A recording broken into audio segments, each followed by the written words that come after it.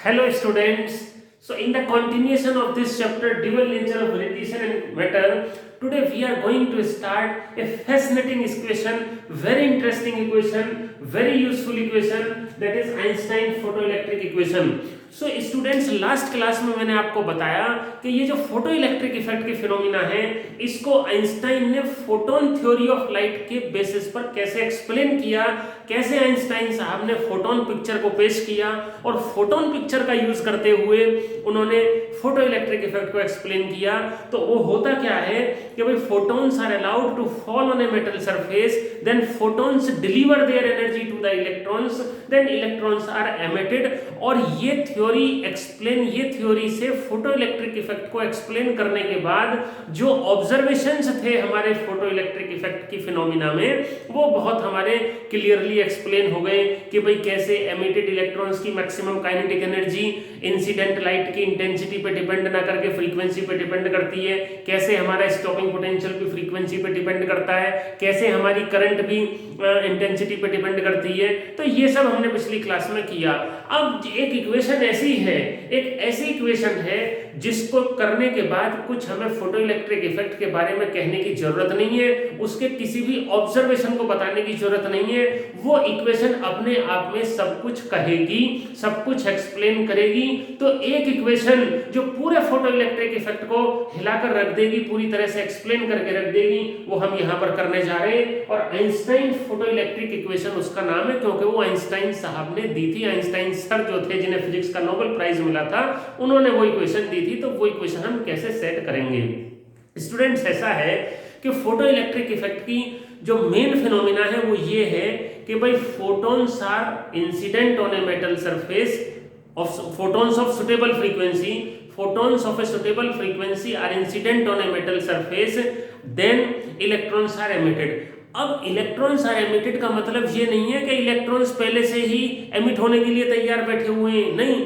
Electrons को metal की surface से निकालने के लिए भी हमें कुछ एनर्जी चाहिए होती है। मतलब इलेक्ट्रॉन्स मेटल की सरफेस पर हैं, ये बात सही है, लेकिन वो सरफेस से बाहर निकलेंगे ऐसा करने के लिए भी एनर्जी की हमें जरूरत होती है। मतलब they do not come out, they are not detached on their own, they are not detached from the metal surface on their own, so some energy is required, this energy is called the work function of the metal surface। so एक term और आपके खाते में जुड़ गई, work function of the metal surface। so work function of the metal surface क्या होता है? this is the minimum energy required to detach an electron from the metal surface। ये ध्यान रखना, सरफेस की मैं बात कर रहा हूँ। वर्क फंक्शन जो है मेटल की सरफेस का होता है, मेटल का नहीं होता। वर्क फंक्शन मेटल की सरफेस का होता है क्योंकि work function is the energy required by an electron to detach it from the metal surface. और इसकी एसआई यूनिट होती है इलेक्ट्रॉन वोल्ट। एनर्जी का यूनिट तो जूल होता है, लेकिन ये चूंकि इलेक्ट्रॉन की एनर्जी है तो कम एनर्जी है, तो smaller energies are expressed in electron volt और इसका सिंबल होता है फाई नॉट। अब फोटोन की एनर्जी क्या थी? एच न्यू, तो ये एनर्जी हो जाती है phi naught is equal to h nu naught, और न्यू नॉट थ्रेशोल्ड फ्रीक्वेंसी है। Nu naught is the threshold frequency क्योंकि न्यू नॉट फ्रीक्वेंसी के ऊपर ही फोटो इलेक्ट्रिक इफेक्ट होता है, उसके नीचे कोई फोटो इलेक्ट्रिक इफेक्ट नहीं होता। तो आइंस्टाइन फोटो इलेक्ट्रिक इक्वेशन एक मैथमेटिकल इक्वेशन है जो किस कंसेप्ट पर है कि भाई एनर्जी है, जो फोटोन की जो एनर्जी है, मतलब इंसिडेंट एनर्जी जो है वो फोटोन की एनर्जी है। सो इंसिडेंट फोटोन की जो एनर्जी है वो दो काम करती है। एक तो वो इलेक्ट्रॉन को मेटल की सरफेस से डिटैच करती है, मतलब क्या हो गया? That is used to overcome the work function. और जो बची हुई एनर्जी है that provides motion to the electron and और we can say that is used to provide K maximum to the electron. So यही आइंस्टाइन का photo electric equation है, इसको हम मैथमेटिकल फॉर्म में लिख देते हैं। तो मैंने यहां पर बताया है कि भाई the energy of incident photon is used to overcome work function of metal surface and to provide maximum kinetic energy to electron. और वर्क फंक्शन मैंने ऑलरेडी डिफाइन कर दिया है। तो एनर्जी फोटोन का कितना होता है? H new. Okay, H new is the incident energy of photon, h is Planck's constant, nu is the frequency of wave, it is used to overcome work function phi naught and provide ke maximum।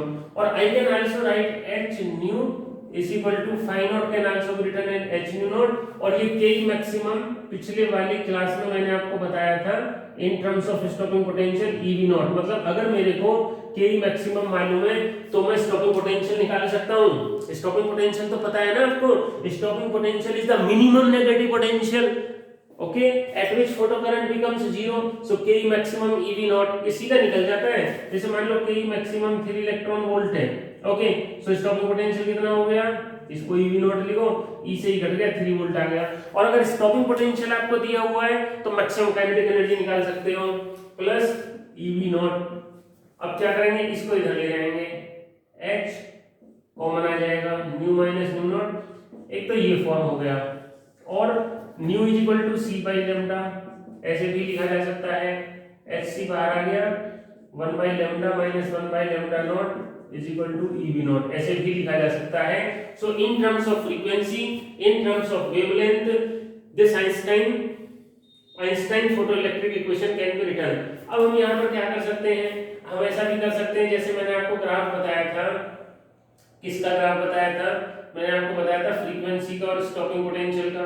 तो ये मैं आपको homework देता हूँ, इस equation का use करते हुए आप v नॉट और न्यू में ग्राफ प्लॉट करना है, और इसमें कंसेप्ट लगेगा y mx प्लस c का। उससे फिर मेरे को आप बताना कि ये जो ग्राफ आएगा स्टॉपिंग पोटेंशियल और फ्रीक्वेंसी में, जो ग्राफ आएगा वो स्ट्रेट लाइन आएगा इस इक्वेशन से, और y mx प्लस c का यूज करते हुए आपको बताना है कि उस ग्राफ का स्लोप कितना होगा, और y एक्स पे मतलब स्टॉपिंग पोटेंशियल एक्सिस पे वो कितना इंटरसेप्ट काटेगा। सो स्टूडेंट्स, ये हमारा आइंस्टाइन फोटोइलेक्ट्रिक इक्वेशन हो गया। तो एक पार्ट हमारा चैप्टर का पूरा हो गया, जिसमें हमने रेडिएशन के पार्टिकल नेचर को, रेडिएशन के फोटोन नेचर को, फोटोन पिक्चर को कंसीडर करते हुए फोटोइलेक्ट्रिक इफेक्ट के फिनोमिना को अंडरस्टैंड किया, समझा, और आइंस्टाइन फोटोइलेक्ट्रिक इक्वेशन भी हमने सेट की। अब इसका दूसरा एस्पेक्ट भी था कि भाई एक साइंटिस्ट थे हमारे डी ब्रोगली, वैसे तो हम कॉमनली डी ब्रोगली बोलते हैं, बट ये प्रोनाउंसिएशन है डी ब्रॉय। सो डी ब्रॉय साइंटिस्ट थे, और डी ब्रॉय आप एनसीईआरटी में भी पढ़ना है, एनसीईआरटी में इसका क्लियर दिया हुआ है कि ये डी ब्रोगली नहीं है प्रोनाउंसिएशन, ये है de Broglie. So there was a scientist de Broglie who proposed the theory of particle nature of radiation. मतलब उन्होंने क्या बताया कि भाई जब वेव के पार्टिकल्स होते हैं, जो इलेक्ट्रोमैग्नेटिक वेव होती है that consist of the particle, जो कोई पार्टिकल के मोशन से भी वेव बन सकती है। तो उन्होंने क्या बताया कि जो मटेरियल पार्टिकल्स होते हैं उनकी जो मोशन होती है, when a material particle like proton, neutron, electron और even a tennis ball, when these material particles are in motion, then waves are constituted due to their motion. These waves are called matter waves or de Broglie waves, and their wavelength is called de Broglie wavelength. This is given by lambda is equal to h upon mv।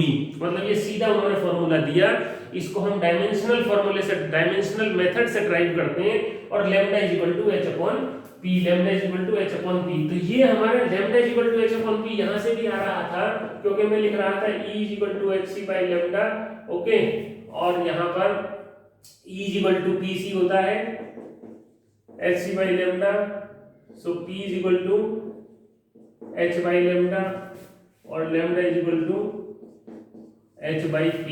तो but ये ध्यान रखना है कि ये photon के लिए है, और ये किसी भी मटेरियल पार्टिकल के लिए। So there is a difference in photon and any other material particle, क्योंकि फोटोन मासलेस पार्टिकल है, और ये कोई भी इलेक्ट्रॉन, प्रोटॉन, न्यूट्रॉन। अब आप कहेंगे कि सर मोशन जो होती है उससे वेव तो आप बना रहे हैं, लेकिन वो वेव तो हमें दिखाई नहीं देती हैं। जैसे मान लो हम फुटबॉल खेलते हैं, या क्रिकेट बॉल खेलते हैं, या टेनिस की बॉल की मोशन देखते हैं, तो उसकी मोशन से तो हमें वेव जो बनती है दिखाई नहीं देती है। वो इसलिए नहीं दिखाई देती क्योंकि हमारा जो प्लैंक्स कांस्टेंट है उसकी वैल्यू काफी कम है, 6.6 × 10⁻³ जूल सेकेंड। सो वेवलेंथ की वैल्यू बहुत कम आती है। तो अगर मान लो जैसे ये लाइन है, ये मैंने कोई वेव बनाई, इसका वेवलेंथ कुछ मिलीमीटर में रहा होगा, तो 10⁻16 तो बहुत छोटा सा वेव बनेगा, तो बहुत छोटा वेव हमें दिखाई नहीं देता, ठीक है, बाकी वेव बनता है। So these waves are called matter wave. तो अब स्पेशली एक फॉर्मूला हमें ड्राइव करना है जो बहुत इंपॉर्टेंट फॉर्मूला है और बहुत बार एग्जाम में, और इस चैप्टर में से तो यही क्वेश्चन कॉमनली कई बार रिपीट कर करके पूछा जाता है कि drive an expression for de Broglie wavelength of an electron electron की डी ब्रॉय वेवलेंथ का फॉर्मूला ड्राइव करना है। अब इलेक्ट्रॉन की डी ब्रॉय वेवलेंथ का फॉर्मूला ड्राइव करने के लिए हमें इलेक्ट्रॉन की मोशन करानी होगी, इलेक्ट्रॉन की मोशन तो करानी होगी ना। अब इलेक्ट्रॉन की मोशन कैसे कराएंगे? किसी भी चार्ज पार्टिकल की मोशन कराने के लिए हम उसके अक्रॉस पोटेंशियल डिफरेंस अप्लाई कर देते हैं। सो पोटेंशियल डिफरेंस अप्लाई करने से क्या होता है, चार्ज्ड पार्टिकल पर वर्क डन होता है, उसको काइनेटिक एनर्जी मिल जाती है और वो एक्सेलरेट करने लगता है। So V is the potential difference across electron. So kinetic energy कितनी हो गई, half work done is equal to potential difference into charge. ठीक है, तो यहां से m से मल्टीप्लाई कर लेते हैं, m square v square is equal to 2m ev। So mv यहां से कितना आ गया, अंडर रूट 2m ev।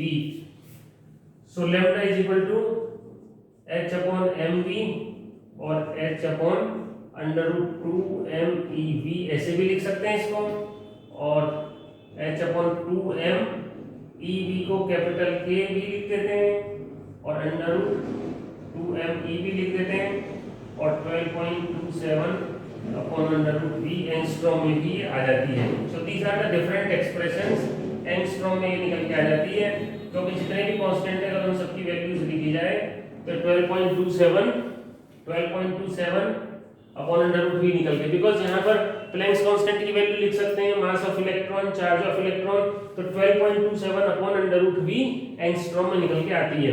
अब कई बार अगर मान लो चार्ज पार्टिकल नहीं है, कोई इलेक्ट्रॉन है, तो इन टर्म्स ऑफ टेम्परेचर हम निकालते हैं, इन टर्म्स ऑफ टेम्परेचर कैसे निकालेंगे, वहां पर जो काइनेटिक एनर्जी होती है हाफ एम स्क्वायर, वो 3/2 kBT होती है। ओके, kB बोल्ट्जमैन कांस्टेंट है और कैपिटल T एब्सोल्यूट टेम्परेचर है, तो हाफ से हाफ कैंसिल हो गया, m स्क्वायर v स्क्वायर कितना आ गया 3m kBT, mv कितना आ गया अंडर रूट 3m kBT। तो de Broglie wavelength lambda is equal to h upon mv under root. तो ये टेम्परेचर की टर्म्स में भी कई बार सीधा पूछ लिया गया है, h upon under root 3m kBT in terms of temperature, or for neutron this is the de Broglie wavelength, this is de Broglie wavelength of accelerated electron। so students, इस तरह से हमने इस चैप्टर में एक पार्ट में तो photon theory of light को किया हमने, जो आइंस्टाइन की फोटोन थ्योरी थी, और phenomena of photo electric effect को एक्सप्लेन किया, उसके ऑब्जर्वेशंस डिस्कस किए, उसके ग्राफ हमने डिस्कस किए, उसके बाद फोटो इलेक्ट्रिक इक्वेशन हमने सेट की, और ये ग्राफ आपको बनाना है, आपका होमवर्क है। और सेकंड पार्ट में हमने डी ब्रॉय हाइपोथेसिस, जिसमें मैटर वेव का कांसेप्ट था, डी ब्रॉय वेव का कांसेप्ट था, वो किया, डी ब्रॉय वेवलेंथ का फॉर्मूला ड्राइव किया, और D Broglie wavelength in terms of temperature भी हमने की, जो न्यूट्रल पार्टिकल्स के लिए यूज की जा सकती है। और इसी के साथ ही हमारा चैप्टर हो गया खत्म। तो आपका प्री बोर्ड का जो सिलेबस है ये पूरा हो चुका है, आप इसकी प्रिपेयर करें और एग्जाम दें। Okay, thank you and thank you so much.